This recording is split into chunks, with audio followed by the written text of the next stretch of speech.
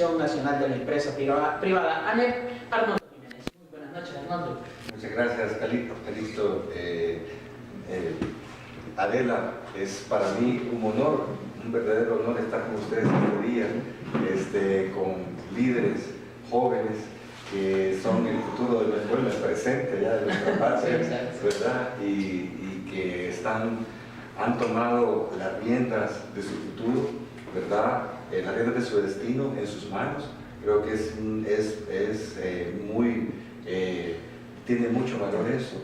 O sea, no ser jóvenes que realmente son apáticos a lo que le pueda pasar al país, sino que tomarse las cosas en serio, porque al final el país lo construimos todos. Y lo peor que podemos hacer es dejar que otros nos lleven hacia donde no queremos. Sí. Así que muchas felicidades y de verdad un honor ser invitado por ustedes. No, al contrario, Arnoldo, un gusto tenerte en el programa de esta noche. Vamos a comenzar y vamos a abrir por cuestiones de tiempo, ¿verdad? Para que alcance, porque después se van a dar cuenta que el tiempo vuela y no nos damos cuenta cuando ya tenemos la hora de cierre. No sin antes agradecer también al Instituto de Formación Política para el Liderazgo Democrático, ILID, que permite este espacio para desarrollar miércoles de debate. Bien, arrancando con el tema, Adela, te voy a permitir que inicies con la temática, el caso Serenel. Todos sabemos de los medios de comunicación cómo se ha manejado esta temática, en donde es una empresa transnacional, ¿verdad?, italiana, si no más me equivoco, y junto con la empresa CEL, que es nacional. En este sentido, se ha conocido de que ha llegado este caso a rangos internacionales incluso, ¿verdad?, donde se ha tratado la temática, donde se han desarrollado diferentes posturas, donde el presidente menciona de que no pueden permitir que una transnacional tome lo que es la propiedad del Estado, ¿verdad?, que es una institución que genera energía eléctrica en la mayoría de El Salvador, es responsable de esta institución, ¿verdad? Entonces, ¿cómo podemos plantear o cómo se mira a raíz de Jóvenes Acción Política un tema que se ha generado en decir, bueno, es un problema de empresa privada y empresa nacional, o realmente existe un trasfondo más allá de todo eso, Adela? Mira, yo creo que fuera del trasfondo político que este tema tiene, no podemos dejar de vista de que en el momento en el que se firme el contrato de Serenel, que es un asocio público privado que benefició sin duda al país y que está amparado bajo la Ley General de Electricidad, que en su artículo 119 mandata hacer reestructurarse en el entorno en el que se da este contrato. No podemos dejar dos interpretaciones que son, pues, que salen a la mesa en este entorno, que salen a raíz de lo que los medios de comunicación también presentan, que es la línea y la postura que el presidente da y la línea jurídica.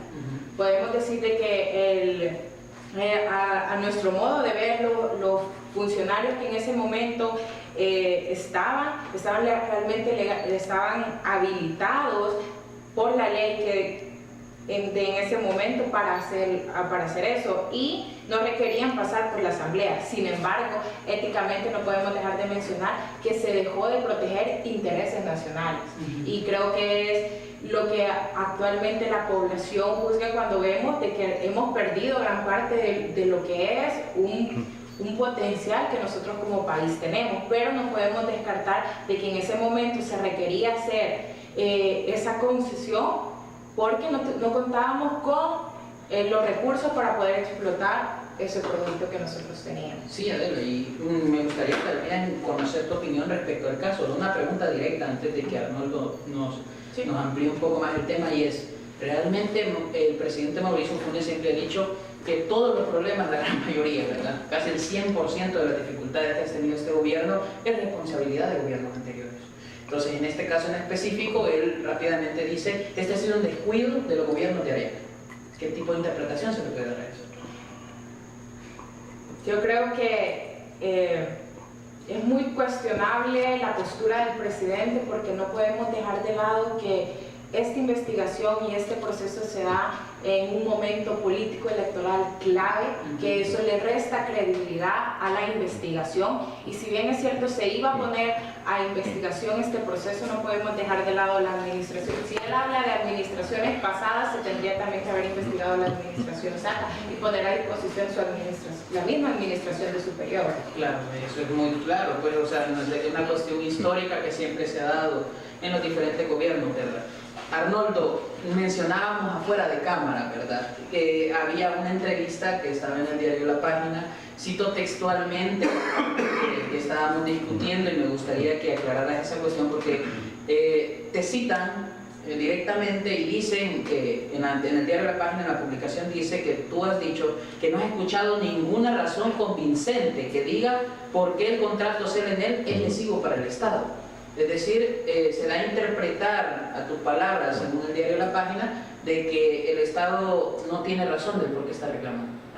No, yo lo que me refería en estas declaraciones era que yo hasta el momento no he visto la información, yo no conozco el caso, no conozco el interior de todos los documentos que han sido presentados al juzgado, pero dentro de la información que se ha proporcionado a través de los medios de comunicación, yo todavía no he visto cómo que se calcula y cómo llegan a una cantidad de 1.800 millones de dólares de pérdida para el Estado. Yo coincido bastante con Adela en el sentido de que yo recuerdo que este fue un proceso transparente, en el sentido, ¿a qué me refiero con transparente? Que se publicaron en los medios de comunicación los términos de referencia, se fue asesorado por el Deutsche Bank, que es un banco de bastante prestigio. Ellos llevaron a cabo todo el proceso de licitación, participaron los que quisieron participar. Al final, la ley de electricidad ordenaba de que se formaran tantas empresas como fuera posible dentro de la CEL, ¿verdad? Eso yo creo que se podía haber creado más empresas porque precisamente lo que se quería era crear competencia. Sí. Y lastimosamente la CEL se quedó con demasiadas empresas en su poder. Una centralización. Y luego hay que entender también de qué se trata esta concesión, porque la gente dice, bueno, hemos concesionado todos los recursos del Estado. Pero fíjate que después vino una sentencia de la Sala de lo Constitucional que decía que esta concesión por el uso del recurso geotérmico tenía que pasar por la Asamblea Legislativa, de acuerdo, si no me equivoco, al artículo 120 de la Constitución. Entonces, pero el artículo 120 de la Constitución es muy claro en decir que eso se refiere a la concesión de bienes materiales de uso público. Mucho de la doctrina, según yo recuerdo haber estudiado en algún momento, dice que bienes de uso público son aquellos como por ejemplo las carreteras, los puertos, los puentes, gente que los parques, donde la gente está ahí. Pero hay otros que son obviamente bienes del Estado, como es el subsuelo, como puede ser una mina de oro, como puede ser un manto acuífero, como puede ser un manto geotérmico. Todo lo que está bajo el suelo. Y también lo que está encima del suelo, el aire, las frecuencias radioeléctricas con lo cual funciona la telefonía celular, con lo cual funciona el trunking, con lo cual funcionan las radios. Todo eso también es del Estado.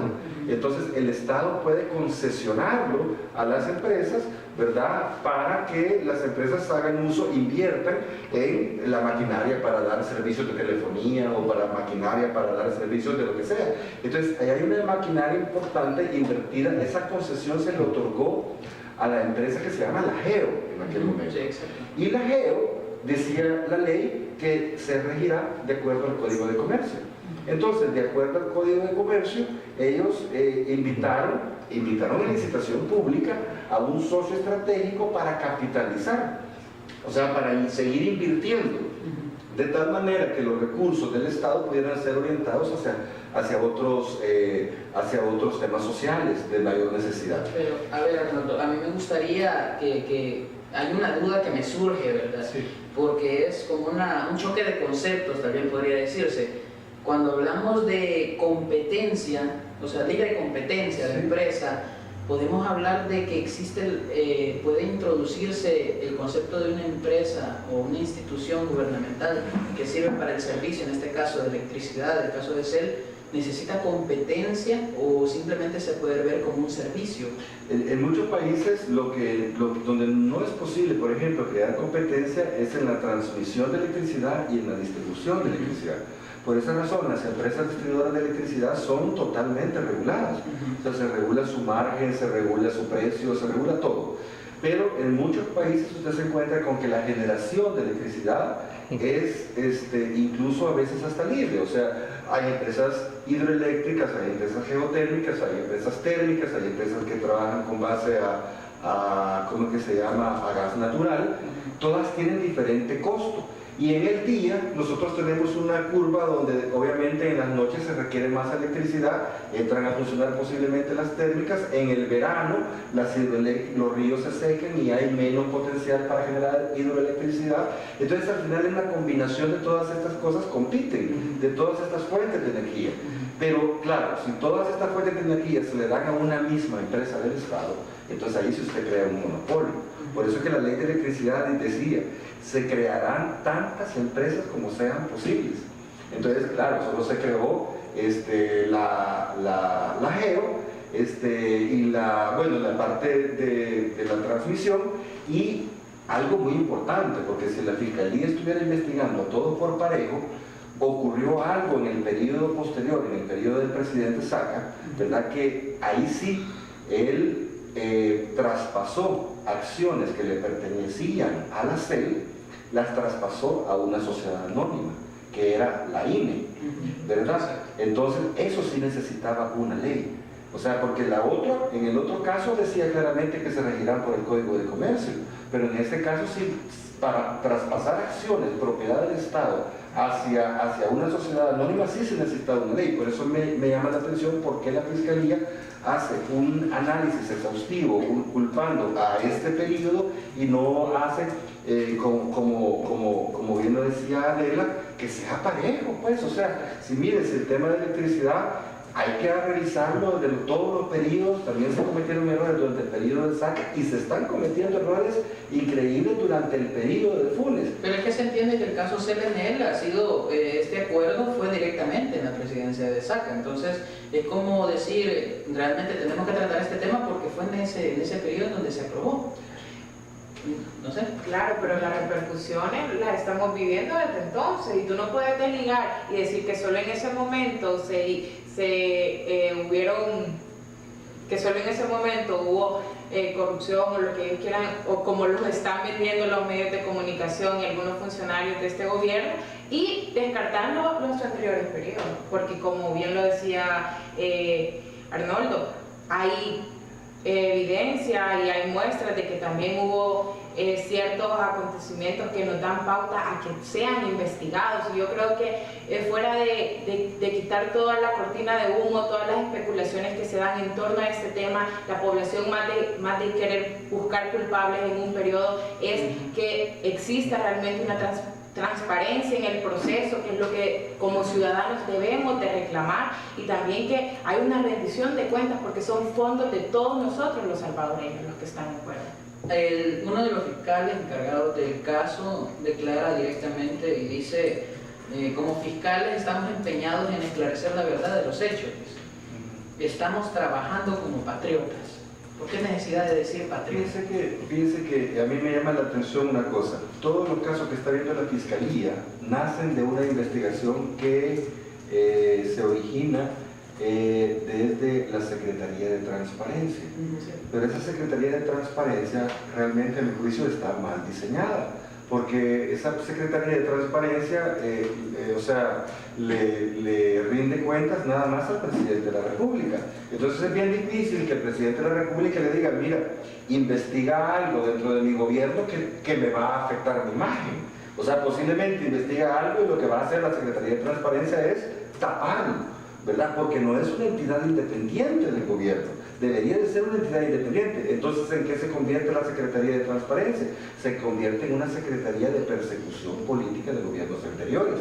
Entonces, ellos son los que han investigado todos estos casos, se lo han pasado a la Fiscalía, el gobierno le ha dado fondos adicionales a la Fiscalía porque le hacían falta recursos y le hacían falta fiscales, y obviamente hoy la Fiscalía está saliendo con todos estos temas, hasta el momento donde el Ejecutivo decidió darle los insumos necesarios para poder acusar. Pero a mí me gustaría que realmente existiera una institución totalmente independiente del gobierno, como para poder llegar a pedir cuentas a este y a todos los gobiernos anteriores. Entonces, por ejemplo, vemos cómo se ha opuesto el presidente Funes al Instituto de Acceso a la Información Pública. Primero en la aprobación de la ley, luego en la aprobación, en el nombramiento de los comisionados. ¿Por qué? Porque este sí es un instituto verdaderamente independiente, que le permite al ciudadano la posibilidad de pedir cualquier información a una entidad pública. Ahora, como lo decía hoy, por ejemplo, Funde, hoy en la mañana, usted no le puede pedir información a la INE, porque la INE ya es una sociedad anónima creada por la CEL, pero la INE es también del pueblo salvadoreño, porque son fondos públicos. Lo que pasa es que lo han convertido en una sociedad anónima. Es el mismo caso del ALMA. El ALMA es una empresa con fondos públicos. Lo que pasa es que, claro, lo pasaron de las municipalidades y del gobierno de Venezuela a una empresa mixta. Entonces funciona como que si fueran empresas privadas. Entonces dejan de ser auditadas, dejan de ser vigiladas, y yo creo que ahí es donde nacen potencialidades de corrupción mucho mayores que deben de ser investigadas. Claro, y yo lo puedo interpretar y me juzga o me corrige si me equivoco. Podríamos decir entonces que bajo su postura el gobierno actual es juez y parte del caso, y podríamos hablar de una, y eso lo quiero entender así, Adela, me gustaría, tal vez fui yo nada más el que lo entendí, ¿verdad? Podríamos hablar entonces de un gobierno que lo que está haciendo es siempre crear pantallas mediáticas para trasladar fondos a las instituciones. En el caso de la Fiscalía, veo declaraciones de los fiscales, y uno de ellos decía que el 13 de febrero habían mandado una nota al ministro de Hacienda solicitando fondos para la investigación. Y me remito a otro ejemplo, cuando hablamos del caso de los famosos aviones, ¿verdad?, que el gobierno adquirió. Todo esto surgió a partir del caso de la Isla Conejo y empezó a desligarse y a desligarse. Entonces, ¿podríamos hacer ese tipo de comparación con el caso del CLN? Mira, yo creo que no perdiendo de vista que, y nosotros como organización lo tenemos claro, que si bien es cierto, se debe, en este caso nosotros pedimos que el proceso sea lo más transparente y lo más apegado a la ley. Con respecto a esta administración, nosotros sí creemos que se están en el entorno político que estamos viviendo en este país, no podemos dejar de lado que todo este tipo de situaciones se prestan para favorecer, quieras o no, al partido que está en el gobierno, y eso le resta credibilidad y le resta legalidad a todos los procesos que ellos hacen. Sin duda alguna, nosotros como ciudadanos estamos vigilantes, pero también estamos, y no sé si aquí voy a hacer un poquito no quiero sonar malintencionada, pero también creo que los medios de comunicación juegan un papel bien importante, porque ellos son los encargados de transmitir la información, o son los que hacen los filtros para que la información llegue a la población, y muchas veces ellos tienen la información y sacan la nota que les conviene o la nota que creen que les va a vender más, y luego al final cuando uno sale a la calle la población tiene otra versión de las cosas, y entonces ahí se van creando especulaciones que quieras uno repercute en el entorno electoral que tenemos. Claro, y yo creo que ya como desmenuzando dos puntos, ¿verdad?, para ir cerrando este caso, podríamos ir concluyendo en dos puntos que creo que sería importante rescatar. Uno, podemos hablar de una falta de información, como lo mencionaba Arnoldo, ¿verdad?, una falta de información que existe porque el Instituto de Acceso a la Información está bastante raquítico en cuanto a la cuestión de presupuestos. La Asamblea Legislativa es un ejemplo que se saltó el instituto, ¿verdad?, para dar información. Esto es un problema, porque la institución como tal necesita transparencia, y cómo se obtiene la transparencia es ser claro con las cuentas. Lastimosamente la población no la conoce. ¿Cuál es la única vía? Los medios de comunicación. Lastimosamente también los medios de comunicación generan un término que se denomina subinformación. La subinformación es lo mismo que la desinformación, porque la subinformación lo que genera es que a raíz de mala información generamos información peor. Entonces eso lastimosamente crea esos, bueno, ahí me corrigen si no les parece, pero para mí circos que se generan en los periódicos y que son portadas, y que lastimosamente uno no conoce. Arnoldo, yo me gustaría, para ir cerrando el tema en sí, tú mencionabas algo muy importante fuera de cámaras y también lo desarrollaste aquí, dijiste, realmente no se sabe mucho de este tema, pues. O sea, y cómo alguien de la población que sale con su canasto a vender va a entender qué es el Enel, ¿no? Y eso con qué se come. Yo creo que la población solo entiende que el Estado ha perdido una gran cantidad de dinero que nos ha costado a todos los salvadoreños. Sí, yo creo que primero es estratégico, político, de parte del gobierno sacar estos casos en los momentos antes de las elecciones, para empañar todo el ambiente de corrupción en el partido opositor. Sí. Entonces, claro, entonces lo que se lee es, se han robado, se han tantos millones, pero se sabe muy poco sobre la legalidad del procedimiento, o sea, eso está siendo evaluado dentro del juzgado. Y ahí veremos, pues, que si estas personas, pues, tienen derecho a un juicio justo, pues, sabrán, ahí, pues, conoceremos cuáles son los resultados. Ahora, la población tiende ¿cómo se llama?, a sentenciar a las personas. El presidente ya ha salido en los sábados a decir el que es ladrón y debe de, no sé qué, o sea, a llamar ladrón a las personas antes de que cuando ahorita todavía son inocentes porque no se les ha demostrado lo culpable. Y eso lo dice la ley. Entonces, eso es lo que dice la ley. Entonces, yo creo que en ese sentido, este caso lleva mucha politización en el sentido de cuántos puntos le hago perder en las encuestas al partido opositor, llenándolo de lodo y llenándolo de muchas cosas. Entonces,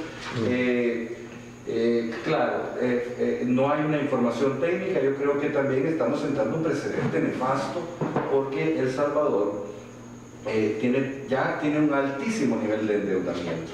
No podemos endeudarnos más y necesitamos que venga inversión extranjera al país.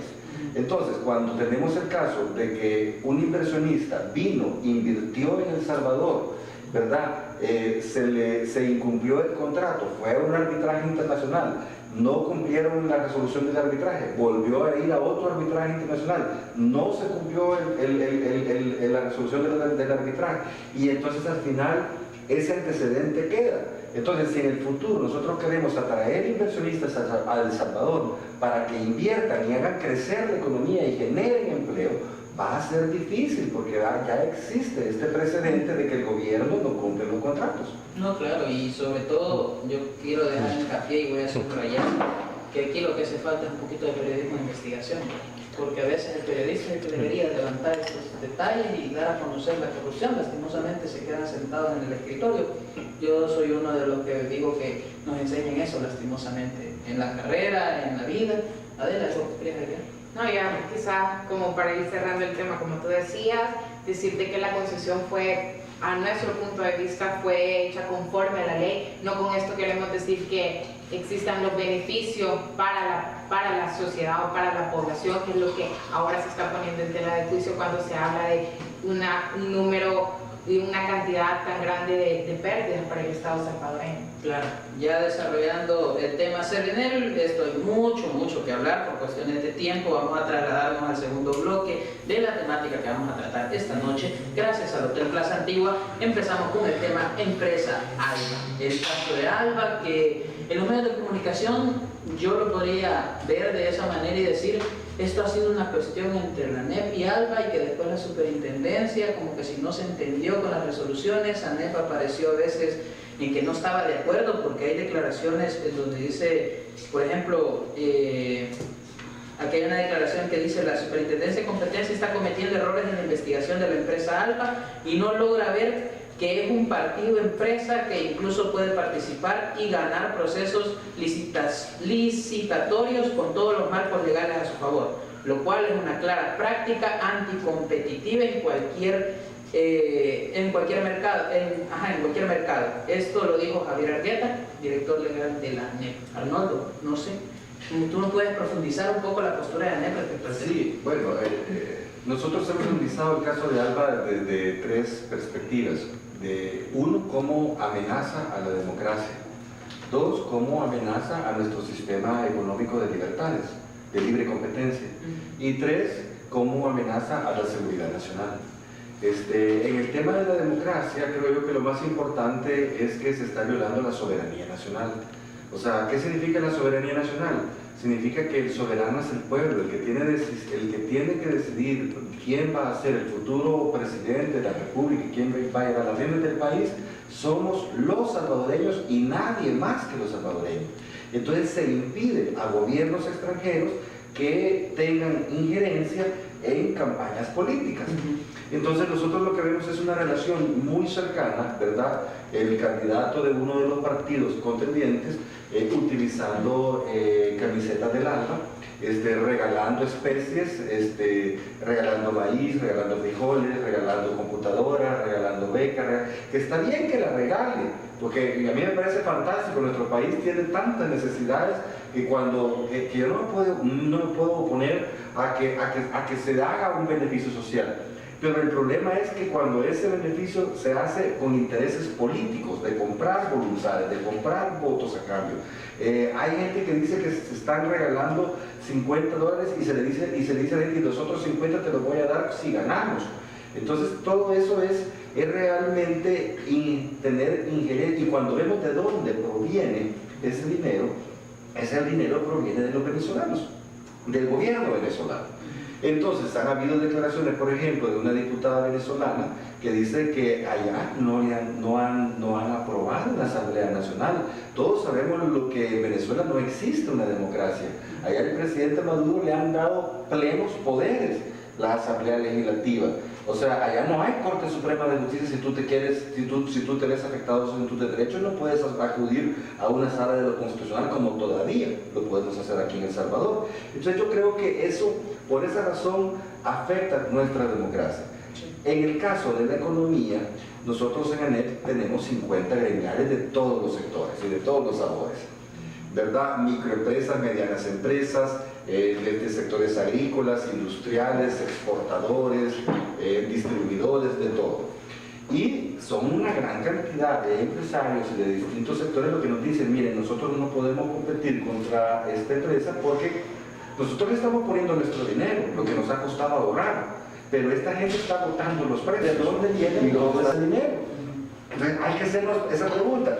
Si viene de una empresa privada, nosotros hemos estado diciendo que se apruebe una ley de transparencia en el financiamiento de los partidos políticos y que sepamos, por ejemplo, vaya, si el señor Salud le dio un cheque para apoyar la campaña de Mauricio Funes y después este señor colocó a su hijo en la empresa estatal más grande, pues la gente sacará sus conclusiones, ¿verdad? Pero cuando vemos que no es un privado, sino que es una empresa estatal la que está sacando dinero para poder financiar las campañas, dinero de las municipalidades salvadoreñas y dinero del gobierno de Venezuela, se está violando la Constitución en el tema de soberanía y se está haciendo un mal uso de los recursos del Estado. No, claro, y independientemente de eso, quien debería de promover leyes en ese sentido y que pasara sería la Asamblea Legislativa, pero en vez de tratar temas como este, para conocer el financiamiento de los partidos políticos, mejor se ponen a dar bonos navideños. Y pelean por los bienes que se tiran en las redes. No, sí, y después ahí anda un diputado también haciendo viajes y no se sabe para dónde va. Pero esa es otra historia. Algo que me gustaría, para ir cerrando este temita, porque hay una cuestión ahí que quiero tocar también, a menos de que la producción me dé la indicación, pero me gustaría que Adela interpretara directamente este comentario. Con la postura que se ha desarrollado, no lo mencionaba, ¿verdad? Que es que ALBA es una empresa política. Sí. Podemos decir entonces que la superintendencia de competencia como institución y en las declaraciones y sentencias que ha dado sobre el tema, podríamos hablar de que la superintendencia responde a intereses políticos y no a lo que la ley le encomienda.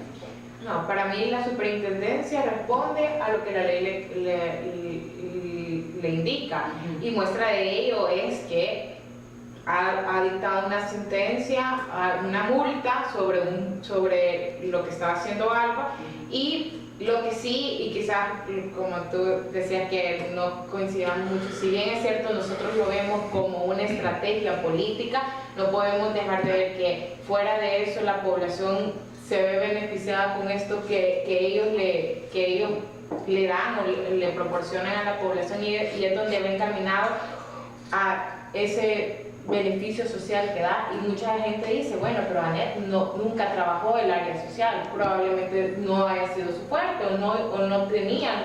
Ahora viene y Alba tiene su enfoque social y ahí nosotros podemos decir que es como una de su estrategia política apostarle a lo social. Yo sí creo en la independencia de la superintendencia, es más, ha sido una de las que ha salido mejor calificada por los salvadoreños en el sentido de tener independencia. Bueno, primero, ANEP no es una empresa, es una organización de 15.000 empresas. Pero esas 15.000 empresas, de acuerdo a un estudio de la Universidad Tecnológica, esas 15.000 empresas invierten cerca de 600 millones de dólares al año en responsabilidad social empresarial.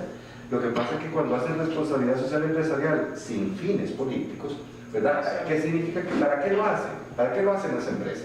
Lo hacen para beneficiar a los proveedores, que sean más eficientes. Sale ganando el proveedor, pero también sale ganando la empresa en el sentido de que tiene un producto de buena calidad y confiable.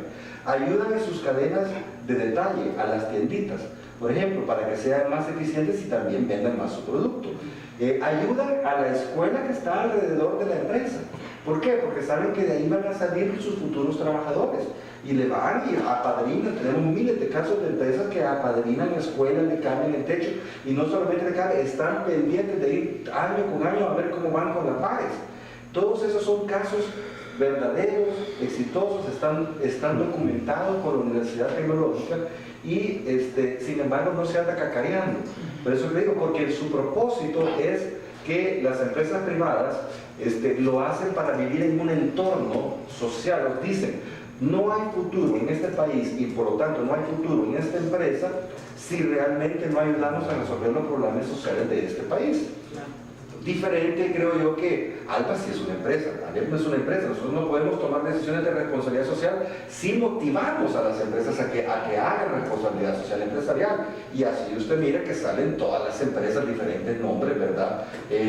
Haciendo responsabilidad. No con el logo de ANEP, pero sí con el logo de sus propias empresas. Sí. Entonces ahí volvemos a retomar el tema del papel que juegan los medios de comunicación, porque entonces nosotros tenemos, y Alba tiene toda una propaganda desplegada en los medios de comunicación donde ellos dejan ver todo lo que realizan, y por otro lado la postura que ustedes tienen, que realmente motivan a sus empresas a que realmente tengan responsabilidad social empresarial, pero no se logra ver, o por lo menos la población no logra tener acceso a ello, y por lo tanto se dice que no la tienen. Ahora, con respecto también a la Superintendencia de Competencia, si me permite, yo antes le tenía bastante confianza y credibilidad a la Superintendencia de Competencia, pero sí he visto cómo, por ejemplo, ese tipo de declaraciones, por ejemplo, que dicen, bueno, pero esta empresa ha pagado ya la sanción. Sí. Si es que casi le aplauden por incumplir la ley. O sea, no sé, o sea, una empresa está para cumplir la ley. Sí. O sea, no para... Y muchas veces es mejor, es como decir, ¿cómo es aquello de mejor pedir perdón que pedir permiso? Sí. O sea, pagan la multa, pero ya salieron ganando bastante. Pero es que incluso yo lo mencionaba diciéndolo de que es la única empresa que realmente ha cumplido con la sanción, a diferencia de otras que ya se han sancionado. No, pero todas tienen que cumplir la ley. En todo caso, si no están de acuerdo con la sentencia de la superintendencia, pueden acudir a la sala de lo contencioso administrativo. Pero si la sala de lo contencioso administrativo dice la empresa debe de pagar la multa, las empresas pagan sus multas. Todas las empresas pagan sus multas. Están obligadas por ley. El superintendente dice que no, que en el caso de las multas, él mencionaba el dato y lo decía, no, es que realmente solo Alba. Así, o sea, lo resumo en una entrevista de... Las demás han acudido a un proceso de apelación. O sea, es un proceso normal que le da la ley. La superintendencia tiene un problema también de estructura. Normalmente hay países donde la superintendencia está dividida en dos partes. Una fiscalía que investiga, ¿verdad? Y que cuando va investigando va tomando partido con su investigación. Y un tribunal que depende de la Corte Suprema de Justicia, que es el que resuelve, de tal manera de no ser juez y parte. Entonces la superintendencia aquí ellos mismos investigan y ellos mismos resuelven. Sí. Y además tienen dentro de su junta directiva a personas totalmente alineadas al plan de gobierno de un partido político. Entonces, por esa razón es que nos damos cuenta, a nosotros nos cuentan las empresas la agonía que es estar presentando papeles que solicitan la Superintendencia de Competencia y le piden el éxito de su negocio, a quién le vende, por cuánto precio, cuánto cobra, exactamente cuál es su mejor mercado, quiénes son sus mejores clientes. Y después de que usted está obligado por ley a darles toda esa información, ALBA casualmente ha entrado en todos esos mercados. Entonces uno se hace la pregunta, si en esa junta directiva hay personas totalmente alineadas que están trabajando en el plan de gobierno del candidato del FMLN, que han dado expresiones, que se han expresado a favor del FMLN, a mí me parece que hay un conflicto de interés ahí, sí, claro. O sea, no es un juez imparcial y pudiera estar, por ahí pudiera haber alguna fuga de información. Por otro lado, también yo le digo, por ejemplo, ahorita el caso de Subes, me llamaba la atención. En muchos países, este sistema único de tarjeta de prepago y todo, usted puede comprar diferentes tipos de tarjetas, ¿verdad? Pero ¿por qué darle el monopolio legal a una sola empresa? O sea, ¿y qué hace la Superintendencia de Competencia al respecto? De oficio, antes de que le lleguen a decir, no hace nada. Entonces, a nosotros que llegamos a decirle, mire, ellos han incumplido, lo que nos dicen es dejen de molestar. Y ya comprobamos que sí incumplieron la ley. Y en el caso de los medicamentos, dice el superintendente, es casualidad, dice, tanto como que yo me llamo Francisco como que el Papa se llame Francisco. Totalmente una casualidad. El Alba Medicamentos con el Alba Petróleo. Pero vamos a ver después en la Junta Directiva del Alba Medicamentos y nos encontramos a todos los diputados del FMLN.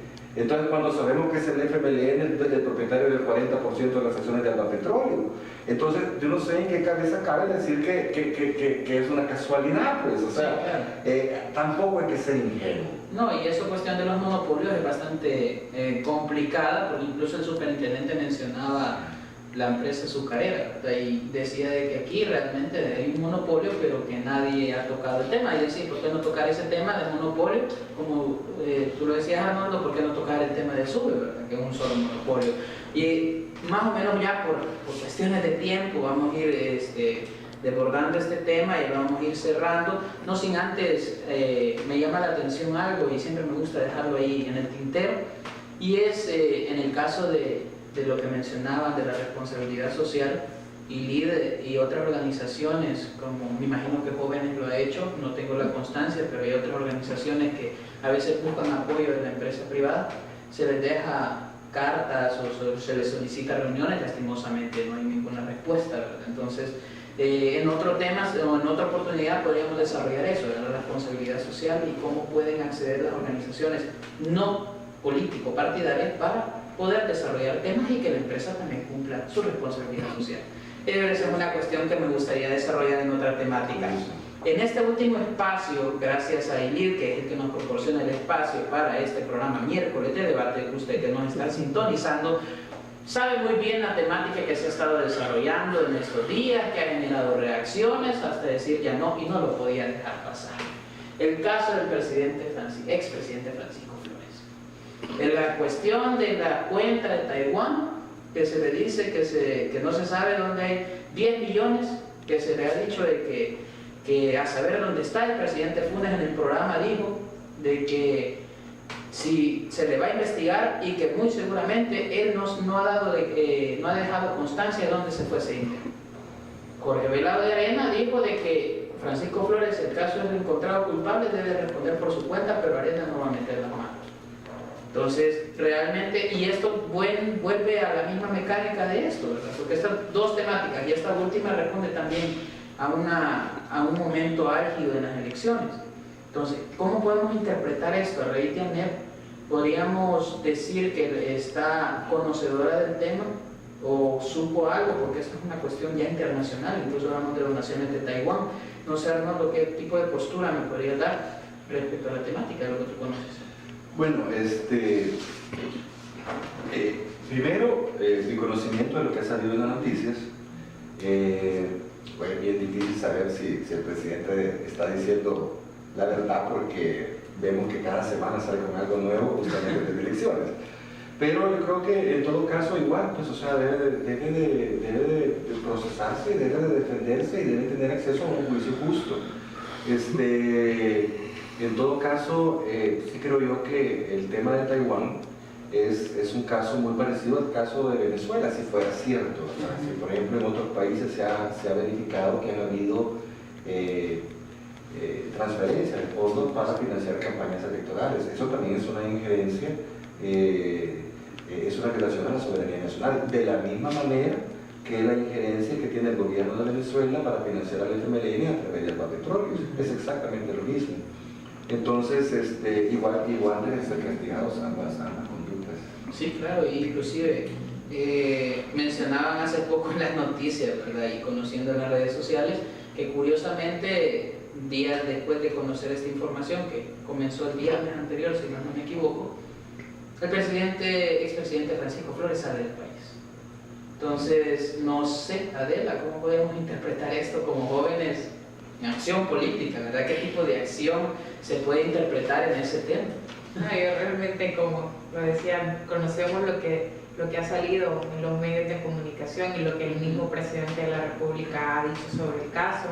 Yo creo que al igual que en los anteriores, se pide un proceso transparente, apegado a la ley, y creo que también aquí está un llamado para el presidente, un poco de responsabilidad y prudencia, porque como lo decía el fiscal, él está adelantándose también a hacer juicios y a dar declaraciones sobre un tema que la fiscalía está llevando a cabo y que no sabe de dónde él tenía esa información. En cuanto a si el expresidente Francisco Flores ha salido del país, pues a ninguno de nosotros nos consta, entonces no podría decirte que está huyendo o se puede interpretar de otra manera, pues. Sí, claro. Inclusive, desenvolviendo esto y ligándolo un poco con las otras dos temáticas, hablábamos de la superintendencia y decía Arnoldo, ¿verdad? Tú decías, no me parece la actitud de la superintendencia en el caso de algo. Las instituciones tienen un nivel bastante bajo de credibilidad, entonces juzgar a un presidente podría decirse, realmente podemos confiar en que el sistema de justicia en este caso, no solo por ser, y pongo entre comillas porque así se dice, poderoso.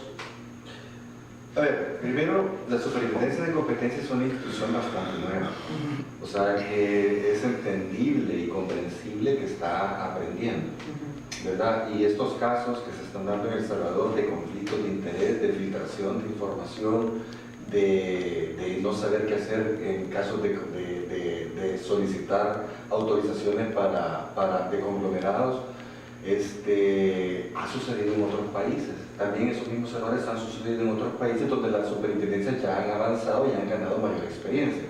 Entonces no quiero decir con eso que le estoy perdonando los errores, pero sí quiero decir que sí es una institución todavía, es bastante nueva. Lo que sí es que también en El Salvador existe la costumbre de tratar de colocar en los puestos públicos a gente que no es independiente. Entonces usted mira Corte de Cuentas, usted va viendo, por ejemplo, cómo hace poquito se declaró inconstitucional al presidente de la Corte Suprema de Justicia, quien por cierto era gerente legal antes del petróleo. Vemos cómo gente que pertenece a partidos políticos han estado en la Corte de Cuentas. Vemos que en los mismos juicios, en las cortes, a muchos de los jueces, con eso no me refiero a todos los jueces, pero hay jueces que se dejan sobornar, o sea, que les ofrecen ya sea un mejor cargo o a magistrado que lo eligen en los partidos políticos en la Asamblea Legislativa, o que deciden en función de quién les ofrece más dinero. Esos son vicios que existen en nuestro país, y el problema es que la población no sabe si al final si uno va a poder ser enjuiciado bajo un juicio verdaderamente justo o bajo un juicio que está sesgado porque alguien está influyendo, ya sea a través de poder, de influencias o de dinero. Sí, porque inclusive el gobierno de Estados Unidos fue el que declaró que el sistema de justicia de El Salvador es uno de los sistemas más débiles que ha reconocido. Entonces, por eso es que decimos, ¿realmente podemos esperar justicia si al caso llega a comprobarse las declaraciones hechas me atrevo a decirlo directamente por el presidente, porque es adjudicado y ha acusado directamente al presidente Flores. ¿Realmente podemos confiar en el sistema, Adela? Yo creo que siempre hay que darle el beneficio de la duda y confiar en que así será. Y yo sí sigo haciendo hincapié de que, si bien es cierto, en nuestro país tenemos y sufrimos de esta falta de credibilidad en las instituciones públicas, la falta de debilidad institucional, creo que la población juega un papel bien importante. O sea, no podemos dejar que los políticos se encarguen de todo. O sea, les damos un cheque en blanco a ellos y nosotros nos olvidamos de esto. Y ya cuando se ha generado todo el problema nos damos cuenta de lo que pasó, pero ya es muy tarde. Yo creo que nosotros como sociedad tenemos que estar todo el tiempo vigilantes, porque al final cada ministerio, cada institución protege derechos de nosotros como salvadoreños. No, claro, independientemente de eso, no solo vigilar, sino también actuar, ¿verdad? Porque muchos dicen, ¿para qué me voy a meter en política si a mí no me toman en cuenta? ¿No? Es que hay que hacerse valer. Yo creo que es muy importante, y él siempre desarrolla eso mucho, y es decir, no, es que si no te dan permiso, pues metete, porque eso se debe hacer así. Yo creo que es uno de los principios que la población debe de aprender, y es a dimensionar que las instituciones no son cuestiones aparte de la población, lastimosamente. Solo agrego esto, Adela, y te permito que digas lo que ibas a decir en este momento, valga la redundancia, y es que en el caso de la Asamblea Legislativa ahí sí no puede entrar nadie, ahí sí está acordonado, ¿verdad? Y no sabemos por qué, pero es una institución pública y debería responder a la ciudadanía, ¿verdad? Bueno, con lo que tú estabas diciendo, yo creo que la población, y felicitarlos a todos ustedes, porque este es un medio de mantener informada a la población. Yo creo que parte decimos los jóvenes son apáticos, probablemente no somos apáticos. Esta es una generación informada, pero viendo que no puede participar directamente en el proceso, porque es un círculo muy cerrado donde donde tú no puedes entrar fácilmente, pero sí decirle a la población, decirle a la ciudadanía que desde su trinchera puede generar y puede tener impacto, que la población empoderada puede generar grandes cambios, y nosotros lo hemos visto en otros países. Entonces, para mí este tipo de espacio me parece fabuloso, porque no solo es informar a la población por darle algo que tenga que hablar, sino darle las herramientas para que ellos sepan a qué instancias acudir, de qué manera realmente tener incidencia, porque es lo que falta en nuestro país. Mucha gente está inconforme con las cosas que pasan a diario, pero no sabe a qué instancia acudir o de qué manera hacerlo. No, claro, y no solo es una cuestión del programa, porque sin el programa así solo, yo aquí sentado aquí, difícilmente voy a hacer algo. No es sino es gracias a ustedes también como invitados y los diferentes que hemos tenido, que han permitido ampliar las temáticas. Arnoldo, una última postura para ir cerrando el programa. Bueno, felicitar a Adelita por ese gran mensaje que le está dando a los oyentes, a la población, en el sentido de que tenemos que construir ciudadanía, una ciudadanía vigilante. Y yo eso sí lo miro positivo, que El Salvador está cambiando. El Salvador había venido siendo muy apático, pero hoy hemos visto una sociedad civil que se ha sabido organizar y ha salido a la defensa, por ejemplo, de una sala de lo constitucional que valientemente ha dictado sentencias para eliminar la partida secreta, para eliminar la partidocracia dentro de la Asamblea Legislativa, decisiones difíciles, y los han querido remover, les han querido hacer antejuicio, y la sociedad civil ahí ha estado presente. Y si no los han removido, es porque la sociedad civil es capaz de hacer un contrapeso. Entonces, así como hay contrapesos entre el Ejecutivo, el Judicial y el Legislativo, y de repente un presidente cree que se puede tomar todo para ser un dictador, creemos que lo último que se toma ese dictador es la opinión pública, cuando le mete miedo a la población de poder emitir juicios y de poder expresarse libremente. Por eso la libre expresión es tan importante. Entonces yo creo que ahorita El Salvador goza de eso, está siendo fortalecida la opinión pública, y tenemos que seguirlo apoyando. O sea, no podemos permitir que las personas que dicen las cosas sean amedrentadas por los que tienen poder. De alguna manera se puede tener miedo, yo no digo que no se puede tener miedo, pero hay que seguir adelante porque esa es la única manera como vamos a impulsar nuestro país hacia la paz y la prosperidad. No, claro, y también agregar de que es importante decir de que la población no solo debe de estar expectante, conocer y eso, ¿verdad? La opinión pública no es solo encuestas, lastimosamente los políticos están acostumbrados que la opinión pública son las encuestas y quien vaya ganando esa es la opinión pública. Pero todos sabemos de que es una población que se sabe que la seleccionan de un lugar, pero que no es representativo. Un país no lo podemos representar en una encuesta, la opinión pública es mucho más amplia. Pero me dice la producción, hay preguntas en las redes sociales, con las disculpas del caso nos vamos a alargar un poquito, pero es importante también la opinión de la gente que nos está sintonizando. Mario, buenas noches. Buenas noches, Calixto, buenas noches, Adela, y buenas noches, miembro de la NET, Juan Jiménez.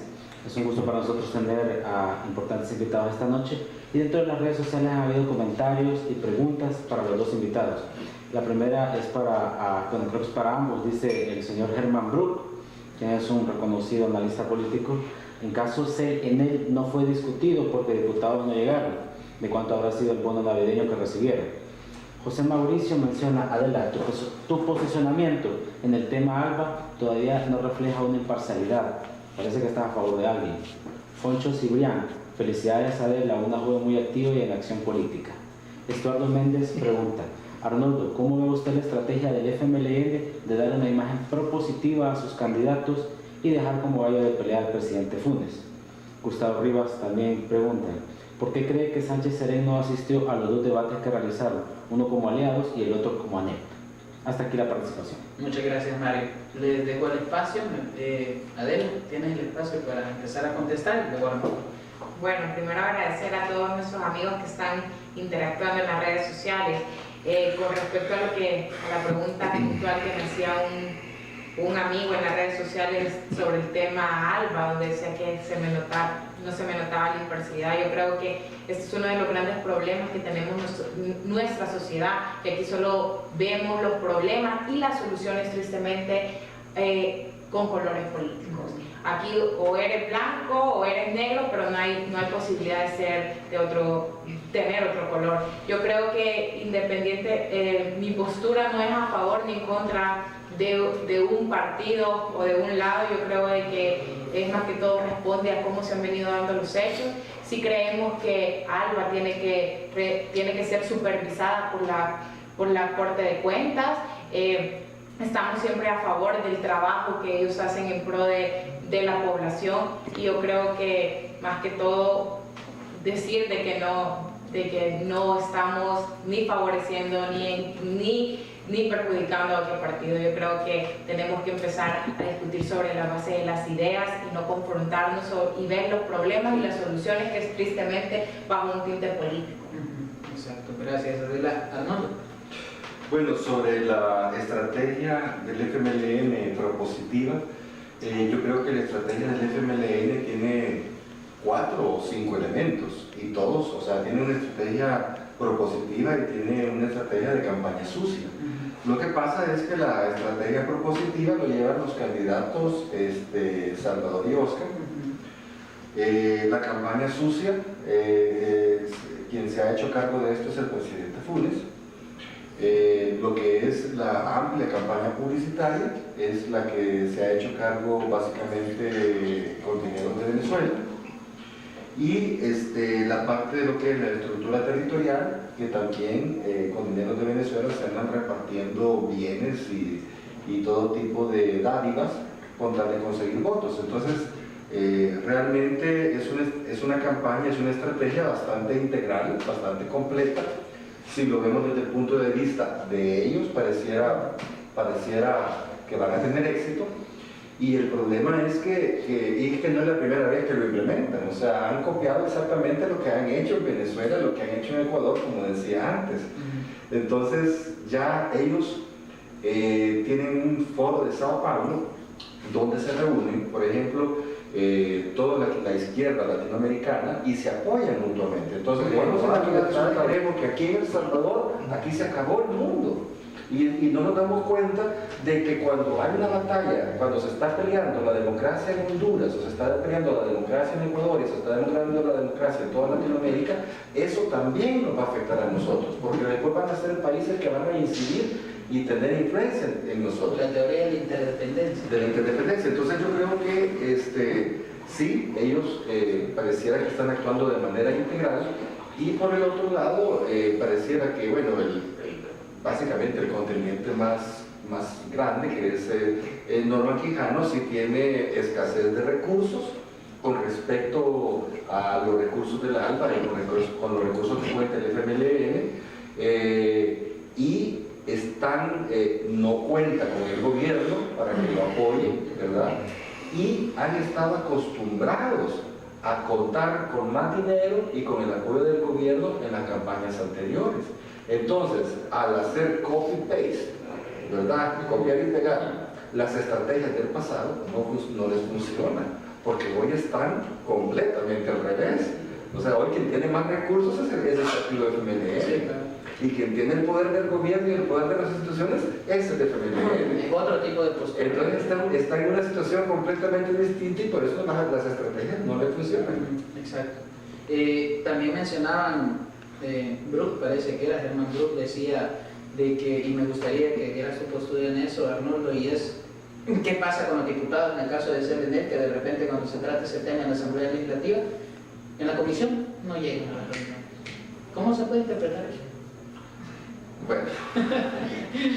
Y eso de nuevo, pasa en otro tipo de temas. De repente, no es que aquel se enfermó, o en el caso de que de repente también, no, es que aquel se fue de viaje, o tenemos una actividad como diputado. ¿Qué pasa ahí?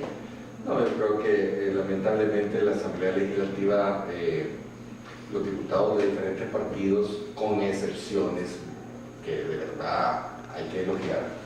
O sea, hay muchos diputados que de verdad pueden trabajar por la patria. Yo los veo trabajando todo el día y esforzándose. Sí. Pero hay muchos otros, ¿verdad?, que realmente ven de qué manera sacan provecho a través de bonos, provecho a través de asesores que ni siquiera se han querido dar la lista de los asesores.